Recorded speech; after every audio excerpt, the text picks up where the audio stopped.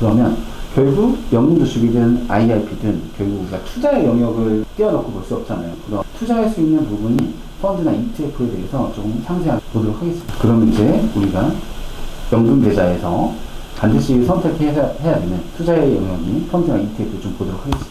의미부터 볼게요. 이걸 꼭 우리가 이해해야지 선택할 수 있다는 거예요. 자, 펀드.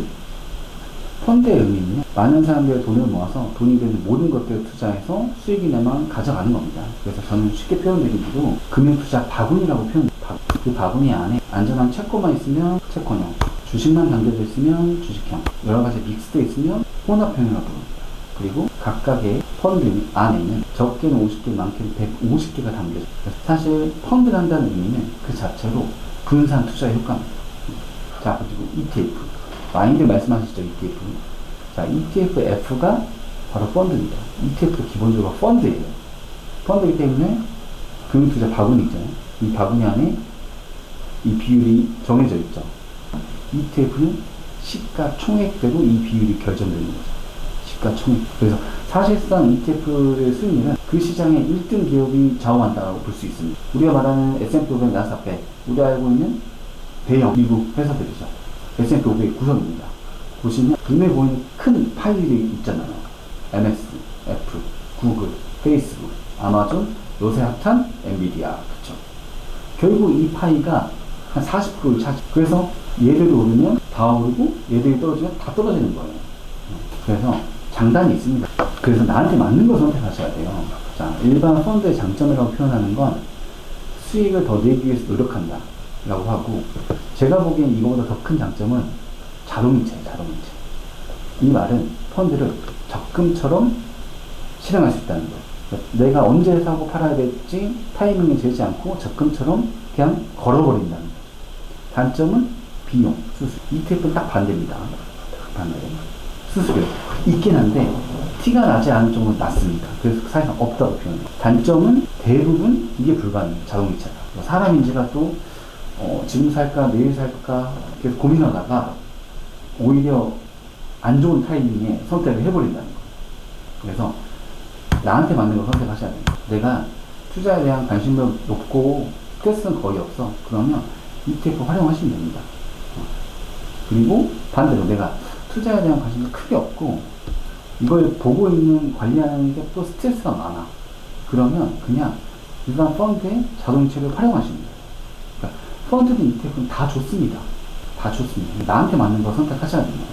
대표 포트폴리오 보시면 일반 펀드, 미국 주식형 펀드입니다. 보시면 수수료 0.5%. 상위 기업들이죠. 우리가 알고 있는 MS, 아마존, 코스트코, 엔비디아 다 들어가 있습니다. 연적의 수익률이죠. 보시면 이 빨간 선이 이 펀드의 수익률입니다.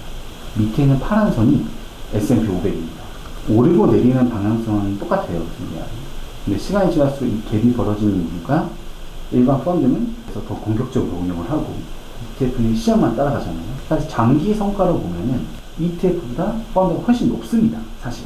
그러니까 사람들이 펀드에 대한 잘못된 오해를 갖고 계신 거예요. 펀드라고 나쁜 거 아니다.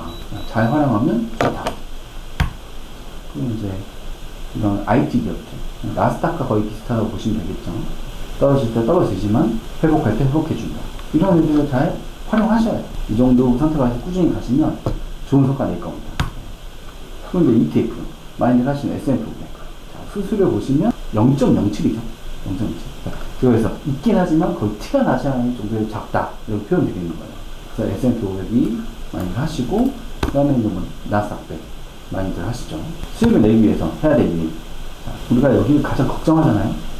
근데 저는 이제 제목에서 보듯이 투자를 할 거면 적립식으로 하자. 적립식. 무조건 매달 꼬박꼬박.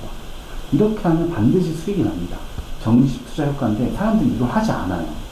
과거 시장의 어떤 구간을 잘라봐도 적립식으로 3년 이상을 투자했으면 수익이 안 나는 구간이 없습니다.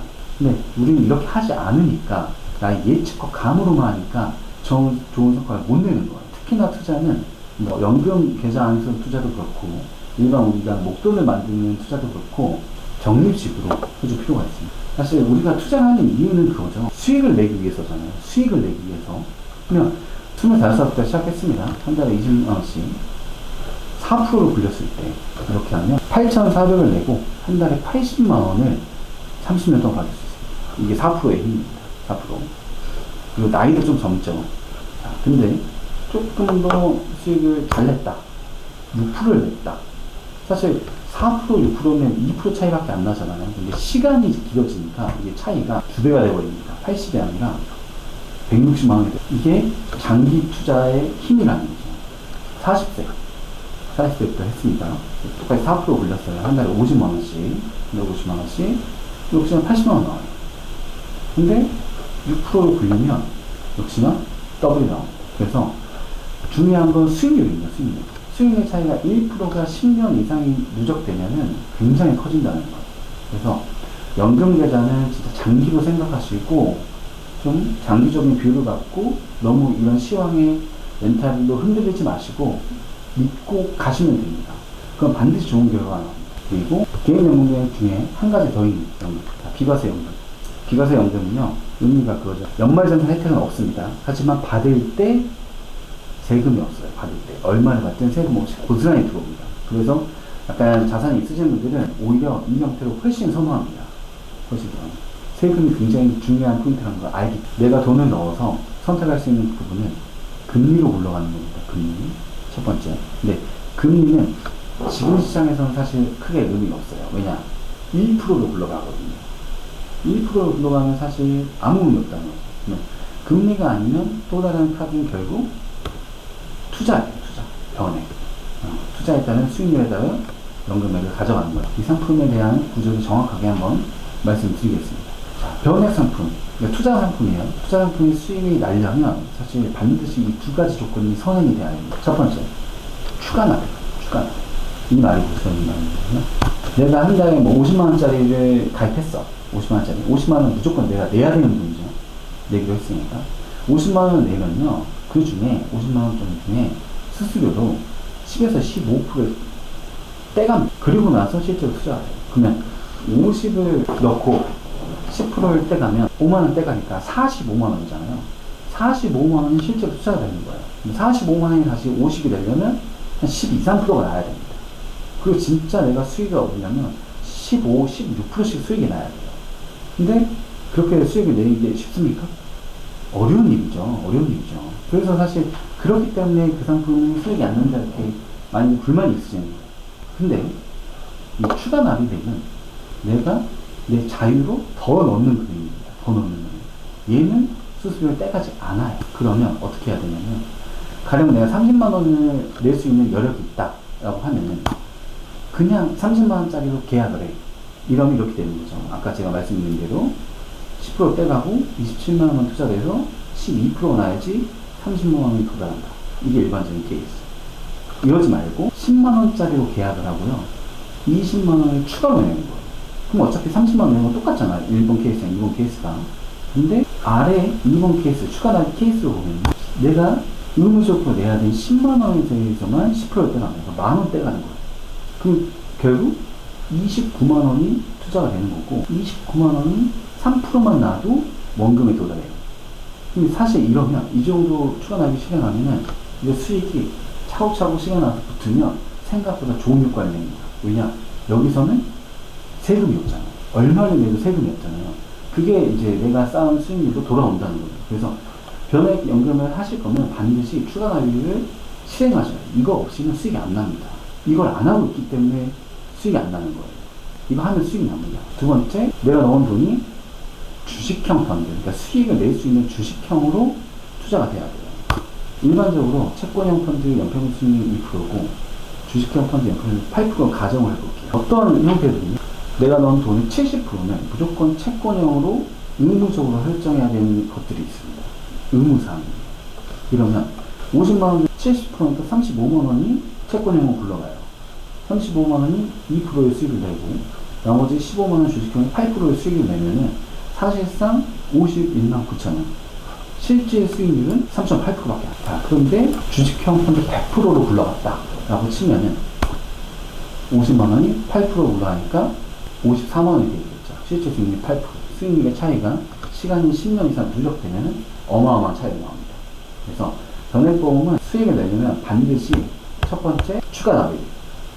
두 번째, 주식형 펀드로 최대 편입 비율로 설정해서 운용을 해야 됩니다. 이러면 수익이 납니다. 이렇게 안 했기 때문에 예전에 가입해놓은 변액보험을 골칫거리로 여기시는 거예요. 예시를 보여드릴게요. 실제 예시입니다. 자, 2008년도에 가입하신 분이에요. 2008년도. 근데 이 케이스는요, 채권형 펀드 100%. 100%. 그러니까 수익이 안 나는 곳이죠. 그 다음에 심지어 추가 나입도 하지 않았어요. 하지 않았습니다. 한 달에 50만원씩 10년을 냈습니다. 원금 6천을 낸 거죠. 6천을 냈는데 사업비로 수수료 10%를 떼갔죠. 떼갖고 실제로 펀드 투입된 건 5,300이에요. 5,300인데 이 5,300이 채권형 펀드 2%로 투자가 되니까 지금 얼마냐면 6,700이에요. 그러면 6,000을 내서 6,700이 되어 있습니다. 700만 원의 이익은 받지만 2008년이고 지금 2024년이잖아요. 16년의 시간을 생각해 보면 700만 원 수익이 난 게 수익입니까? 이게 수익이 아니라는 거예요. 그러니까 대부분이 갖고 있는 지금 변액보험 형태가 이런 형태로 되어 있을 거예요. 추가 나입도 안 하셨고 채권형 펀드도 다 되어 있는 형태. 이렇기 때문에 수익이 안 났다는 겁니다. 그러면 잘한 형태로 볼게요. 잘한 형태. 주식형 펀드로 굴렸고 추가 나입도 계속했습니다. 이제 2년 차에 다다가 1년 반 됐습니다. 1년 반. 1년 반 됐고요. 자, 적립금 3천만 원. 2007 여기 보시면 나왔죠. 기본 보험료 900입니다. 한 달에 50만 원씩 1년 반 넣었으니까 900을 넣은 거예요. 그리고 추가납을 맥스로 때려 넣은 거예요. 그래서 기본은 50만 원짜리 가입하고 추가로 한 달에 100을 더 넣었습니다. 그러니까 한 달에 150만 원을 낸 거예요. 150만 원. 150만 원을 추가납을 실행해서. 그랬더니 지금 수익이 15%가 나 있습니다. 이게 굉장한 효과예요. 1년 반 만에 15% 효과가 나잖아요. 주식형 펀드를 많이 섞어가지고. 이런 식으로 변액보험을 운영하시면 충분히 좋은 결과가 나옵니다. 그래서 상품은 사실 잘못된 게 없습니다. 대한민국에 출시된 모든 금융상품은요, 금감원의 엄격한 심사를 받고 나온 상품이에요. 그러니까 상품을 활용하는 방법을 몰랐던 거지, 상품이 잘못된 케이스는 거의 없습니다. 그래서 정확하게 좀 이해하고 하시면 좋은 결과를 낼 수 있다는 거죠. 요즘에 떠오르는 형태, 변액보험인데 보증이 됩니다. 보증의 수준이 5에서 8%가. 그러니까 신경 쓰지 않아도 5에서 8%가 보증이 되는 형태죠. 30세에 가입을 하면은 한 달에 30만원씩 15년 내는, 원금은 5,400 내는 거예요. 근데 65세부터 받으시면 한 달에 66만원을 세금 없이 평생 받으세요. 그럼 100세까지 산다고 치면은 5,400 내고 2억 9천을 세금 없이 받아가시는 거예요. 그러니까 이런 형태는 사실 선택해 볼만 한다는 거죠. 근데 35세 시작하면 한 달에 5만원씩 더 내야 돼요. 총 내는 건 늘어나고 효과는 똑같습니다. 시간이 늦어지면 당연히 내는 돈은 더 많아져야 됩니다. 여기서 이제 또 우리가 볼 수 있죠. 늦게 시작하면 시작할수록 돈이 더 많이 투여가 돼야 된다. 그래서 은퇴 준비는요, 제일 중요한 게 가능한 오래도 그래야 됩니다. 가능한 오래. 그러니까 하는 금액도 물론 중요하지만 일찍 시작해서 오래 하는 거예요. 금액은 서서히 늘려가면 되는 거예요. 늘려가면. 그러니까 이거 끝내놓고 이거 해야지 라고 생각하시면 안 되고 일단 시작부터 하셔야 돼요. 한 달에 그게 10만 원이 됐든 20만 원이 됐든 일찍 시작해서 오래 해서 금액을 차곡차곡 늘려가면은 분명히 좋은 효과가 나옵니다. 40세 부부예요. 40세 부부고 맞벌이 국민연금 65세에 나올 거고 한 달에 한 500 정도 쓰고 살고 싶어요. 지금의 현황 보면은 국민연금은 한 120만 원 정도 나올 것 같아요. 각각. 그리고 한 25년 근속하고 퇴사할 것 같아요. 그러면 평균적으로 봤을 때 퇴직금이 각 1억 5천 정도. 그러면 과연 얼마가 나올까? 국민연금. 둘 다 65세 시점에 이 정도 나올 거예요. 그리고 숫자가 계속 올라가잖아요. 아까도 말씀드렸듯이 국민연금의 유일한 장점은 물가를 반영해 주기 때문에 숫자가 올라간다. 가치로 역산해보면 한 달에 120선입니다. 그리고 퇴직금 각 1억 5천을 한 30년 동안 쪼개서 받으면 한 달에 67만 원 정도 나와요. 그러면 65세 시점에 국민연금이 나오게 되면은 총 나온 돈은 500만 원이죠. 500만 원인데 내가 필요한 돈은 500. 근데 이 500도 물가를 타고 오르니까 사실은 숫자는 더 커져 있습니다. 그러면 갭이 이렇게 계속 꾸준히 발생. 이게 개인연금 준비하지 않은 형태죠. 않은 형태. 그냥 직장생활만 하는 형태. 그렇기 때문에 직장생활을 끝내놓고도 일을 해야 된다는 거예요. 그러면 이제 우리가 원하는 은퇴 후에도 정년을 마치고 이제 편안하게 좀 은퇴생활을 하고 싶다. 이러면 반드시 개인연금을 해야 된다는 거죠. 이렇게 할 수 있겠죠. 남편은 영혼저축과 IRP, 그러니까 연말정산 혜택을 좀 몰아주는 거죠. 연말정산 혜택 받을 수 있게끔 연에 600에서 900을 꾸준히 냅니다. 꾸준히 내고, 그 다음에 아내분은 비과세연금을 가입하는 거예요. 왜냐하면 제가 이렇게 좀 예시를 보여드리는 이유는 어쨌든 여성분이 남성보다 오래 사잖아요. 여성의 장수 이슈를 커버하려면 한 명 정도는 평생 연금이 지급되는 형태가 필요합니다. 사실 제도적으로 죽을 때까지 연금이 지급되는 건 국민연금하고 비과세연금밖에 없습니다. 그 두 개 빼고는 쌓은 돈을 다 찾아 먹으면 소진된다는 거예요. 이렇게 했을 때 이 정도 플러스 알파를 효과가 나오는 거예요. 그러면 65세 시점에 보면은 마이너스 22만 원이죠. 사실 이 정도 갭은 갭이 아니죠. 개인연금 없이는 원하는 삶을 절대 이어갈 수 없을 겁니다. 그리고 중요한 부분, 60에 은퇴해서 65세에 국민연금 나오잖아요. 그럼 이 5년이 굉장한 갭입니다. 이 갭을 메꾸려면 사실 내 돈도 있어야 돼요. 그래서 보통 이 5년의 갭을 메꿀 수 있는, 버틸 수 있는 자산을 한 2억에서 3억 정도로 보고 있습니다. 그러니까 은퇴하실 시점에 사실 내가 가용할 수 있는 금융자산이 2, 3억 정도 사실 만들어져 있으셔야 돼요. 이것도 핵심 포인트입니다. 이렇게 해서 준비를 한다면 그래도 우리가 앞서 봤던 우리의 강의 목표인 편안한 노후 생활을 좀 가져올 수 있을 겁니다. 그리고 이제 마지막 카드. 이렇게 하는데도 한 달 사이가 빠듯해서 따로 준비를 못했다. 그러면 마지막 카드는 집을 연금으로 돌리는 겁니다. 그래서 내 집 하나 갖는 것도 굉장히 큰 의미가 있다는 거죠. 주택 가격 예시가 나와 있죠. 주택 가격은 얘는 이제 공시지가 기준입니다. 그래서 시가로 환산하면 지금 기준 시가 17억까지 아파트는 주택연금으로 돌릴 수 있습니다. 시가 17억이 약 공시지가 12억이니까 우리가 시가 10억짜리 집을 연금으로 돌린다. 그러면 이제 공시지가 7억 정도 되겠죠. 7억짜리 집을 60세에 연금으로 돌리면 한 달에 143만 원이 나와요. 그리고 65세 돌리면 170만 원. 이래서 집도 굉장히 중요하다라고 보는 거죠. 그래서 집 한 채 가는 것도 굉장히 큰 의미가 있습니다. 그래서 오늘 과정을 정리해보면요. 첫 번째, 1층. 국민연금은 사실 우리가 어떻게 컨트롤할 수 있다는 게 없다고 했잖아요. 하지만 우리 좀 신경 써야 될 건 외벌이. 배우자가 소득이 없다. 그러면 국민연금 한 달에 9만 원씩 반드시 가입하셔야 된다. 그리고 2층 퇴직금. 그때가 되면 내 연차나 이런 거 고려해서 DC로 전환해서 고려하셔야 됩니다.